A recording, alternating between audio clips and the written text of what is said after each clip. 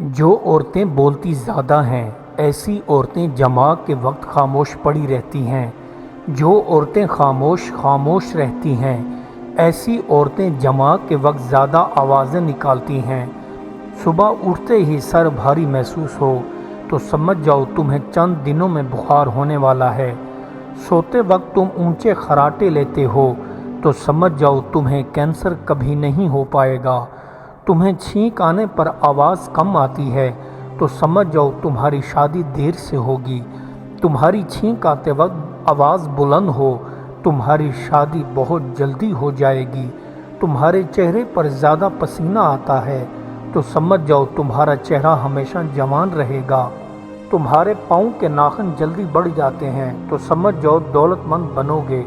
تمہارے پاؤں کی انگلیاں ٹیڑھی ہیں تو سمجھ جاؤ تمہارے جڑواں بچے ہوں گے۔ جن لوگوں کے سر کے بال جلدی گرتے ہیں ایسے لوگ زندگی میں کبھی معذور نہیں ہوتے ہیں۔ جو لوگ زیادہ گہری نیند سوتے ہیں ایسے لوگ عام لوگوں سے زیادہ ذہین ہوتے ہیں۔ کھانے کے دوران پانی پینے سے آدمی کی صحت ہمیشہ تندرست اور جوان رہتی ہے۔ کھانے کے بعد ڈکار کا آنا آدمی کے جگر کی صحت ہونے کی نشانی ہوتی ہے۔ بدن کمزور ڈھیلا پڑ گیا ہے تو کالے بکرے کی کلیجی بھون کر کھاؤ، بدن چست ہو جائے گا۔ گھر میں دو ایک ساتھ بلیاں پالنے سے گھر میں سکون اور پریشانیاں دور چلی جاتی ہیں۔ تمہارے دانت باہر کی جانب نکلے ہوئے ہیں تو جلد رئیس بننے کی یہ بڑی علامت ہوتا ہے۔ تمہیں تیز چلنے کی عادت ہے تو یہ تمہاری ایک بہت لمبی عمر کی ایک بڑی نشانی ہے۔ بات کرتے وقت سانس کا پھولنا بہت جلد دمہ کی بیماری ہونے کی بڑی علامت ہے۔ انڈے کی سفیدی سر میں ڈال کر نہانے سے بال گرنا ہمیشہ کے لیے رک جاتے ہیں۔ بطخ کے انڈے کو لکوے کی جگہ پر لگاؤ، لکوے کا مریض ٹھیک ہونے لگ جائے گا۔ کالے نمک کے غرارے کرنے سے دانتوں میں لگا کیڑا باہر نکل آتا ہے۔ جن مردوں کے کندھے چوڑے ہوتے ہیں ایسے مرد زیادہ بچے پیدا کرتے ہیں۔ جن عورتوں کے کندھے چھوٹے ہوتے ہیں ایسی عورتیں بیٹیاں زیادہ جنم دیتی ہیں۔ لمبی قد والی عورتیں شادی کے بعد زیادہ غصے والی اور مغرور لالچی بن جاتی ہیں۔ جن کے منہ سے بدبو آتی ہے ایسے افراد اکثر و بیشتر بدکار اور برائی کے مرتکب ہوتے ہیں۔ عالم بیداری کی تکلیفوں کا سب سے اچھا علاج نیند ہوتی ہے۔ جو کام لوگ سب سے زیادہ کرتے ہیں وہ نصیحتیں ہیں۔ صدقہ سے اپنے ایمان کی نگہداشت کرو اور دعا سے مصیبت و ابتلائی کی لہروں کو دور کرو۔ اللہ سے لو لگاؤ، اس سے تمہاری ہر پریشانی دور ہو جائے گی اور تم آزادانہ دنیا میں زندگی بسر کرو گے۔ جو انسان صدق دل سے اور کھلے دل سے اللہ کی راہ میں مال خرچ کرتا ہے اس کا مال قبولیت کا نشان ہے۔ شیطان سے بچنے کا طریقہ یہ ہے کہ جس نعمت پر تمہیں فخر و خوشی ہوتی ہے اس نعمت کو لوگوں کے استعمال میں آنے دو۔ اچھا دوست وہ ہے جو دوستوں کے احتساب کرنے پر خوش ہو اور اپنی اصلاح کی کوشش کی جائے۔ عزت نفس خوبصورت اور حسین لباس کی مرہون منت نہیں ہوتی۔ دنیا ایک لمحہ کی مانند ہے، اسے اطاعت اور بندگی میں بسر کرو۔ جہاں آپ اللہ کے سامنے جواب دہ ہیں وہاں آزادانہ ہونا اور جہاں آزاد ہیں وہاں پر پابند نہ ہونا۔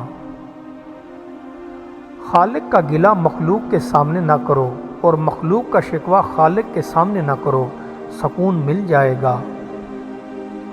نیک کام وہ طمانینت اور سرور بخشتی ہے جس کا کوئی نعم البدل پوری دنیا میں کہیں موجود نہیں ہے۔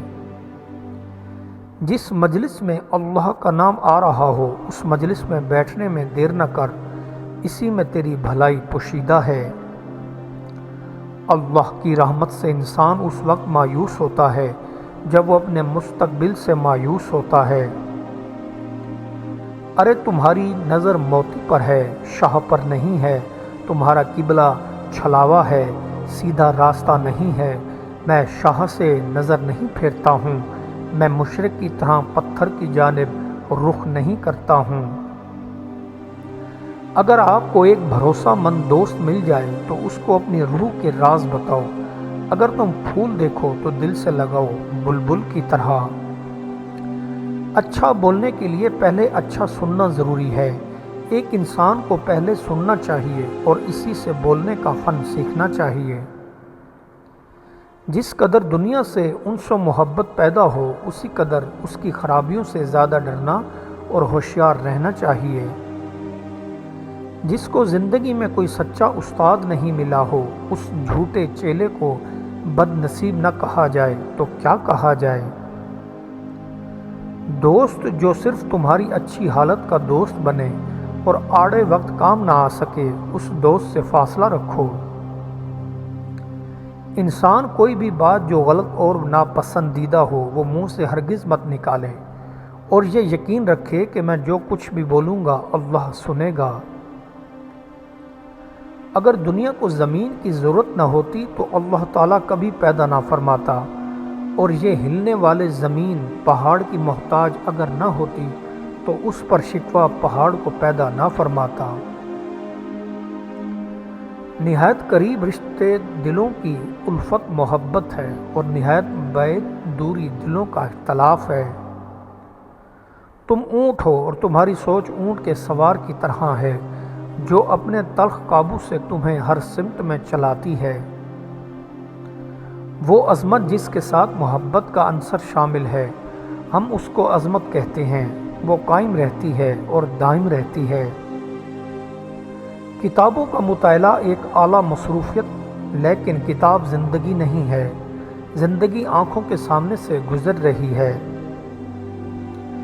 یاد رکھ، تیری بیماری تجھے ہوش و بیداری بخشتی ہے۔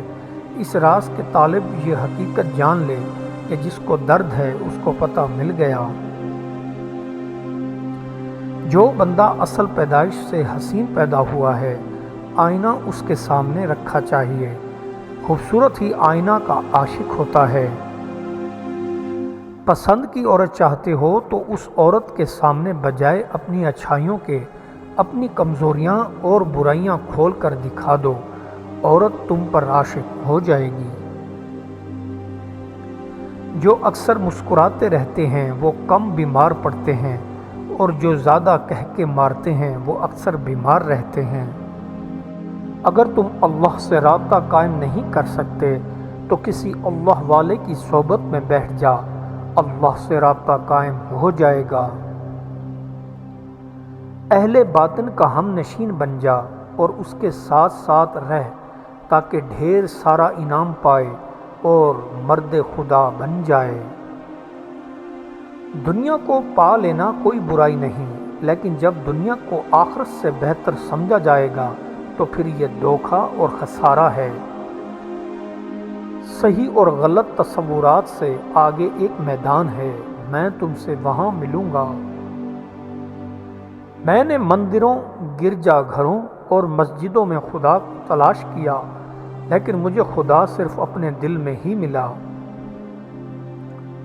آحد یعنی اللہ اور احمد یعنی محمد صلی اللہ علیہ وآلہ وسلم سے رابطہ قائم کر، اے بھائی، بدن کے ابو جہل سے چھٹکارا حاصل کر لے۔